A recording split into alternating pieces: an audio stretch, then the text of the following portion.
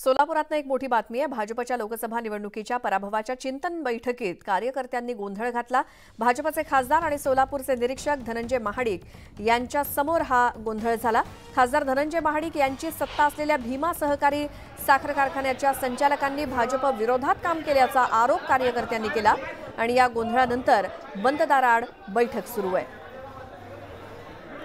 सोलापुरात भाजपच्या बैठकीत कार्यकर्त्यांनी गोंधळ घातला। खासदार धनंजय महाडिक यांच्या समोरच हा गोंधळ झाला। पराभवाच्या चिंतन बैठकीमध्ये कार्यकर्त्यांकडून झालेला हा गोंधळ भाजपचे खासदार आणि सोलापूरचे निरीक्षक आहेत धनंजय महाडिक यांच्या समोरच बैठकीमध्ये गोंधळ झाला। खासदार धनंजय महाडिक यांची सत्ता असलेल्या भीमा सहकारी साखर कारखान्याच्या संचालकांनी भाजप विरोधात काम केल्याचा आरोप कार्यकर्त्यांनी केला। अधिक माहितीसाठी जाऊयात, आमचे प्रतिनिधी प्रीतम पंडित आहेत फोन लाईनवरती। प्रीतम, ही बैठक नेमकी कशासाठी होती आणि गोंधळ कशामुळे झाला? श्रोता, पाहायला गेलं तर राज्यात ज्या ज्या ठिकाणी भाजपचा पराभव झालेला आहे त्यातील एक जागा म्हणजे सोलापूरची जागा होती। मात्र सोलापूरच्या पदाधिकाऱ्यांनी काम करूनही राम सातपुते यांचा पराभव झाला होता। त्या संदर्भात आज सोलापुरातील शांतिनिकेतन सांस्कृतिक हॉलमध्ये ही बैठक आयोजित केली होती।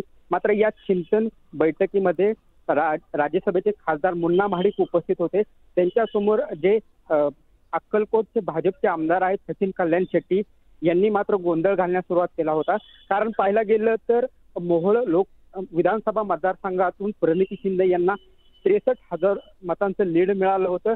त्याच ठिकाणी धनंजय महाडिक यांचा भीमा साखर कारखाना आहे, त्या कारखान्याचे संचालक आहे, त्या संचालकांनी कोणत्याही प्रकारचं भाजपचं काम केलं नाही असा आरोप करत जे कल्याण शेट्टी यांचे जे कार्यकर्ते होते त्यांनी गोंधळ घातला।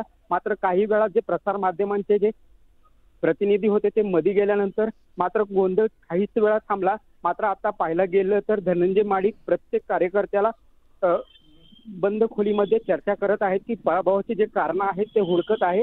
मात्र अशा पद्धतीने धनंजय महाडिक यांची सत्ता असलेल्या भीमा सहकारी कारखान्याच्या संचालकांनी भाजप विरुद्ध काम केलेले असा ठपका ठेवण्यात आला। मात्र काही वेळानंतर जे शहराचे पदाधिकारी प्रमुख पदाधिकारी आहे त्यांनी कार्यकर्त्यांची समजूत घातली आणि प्रत्येक जे कार्यकर्ता आहे आता तो धनंजय महाडिक मत जाणून घेत आहे।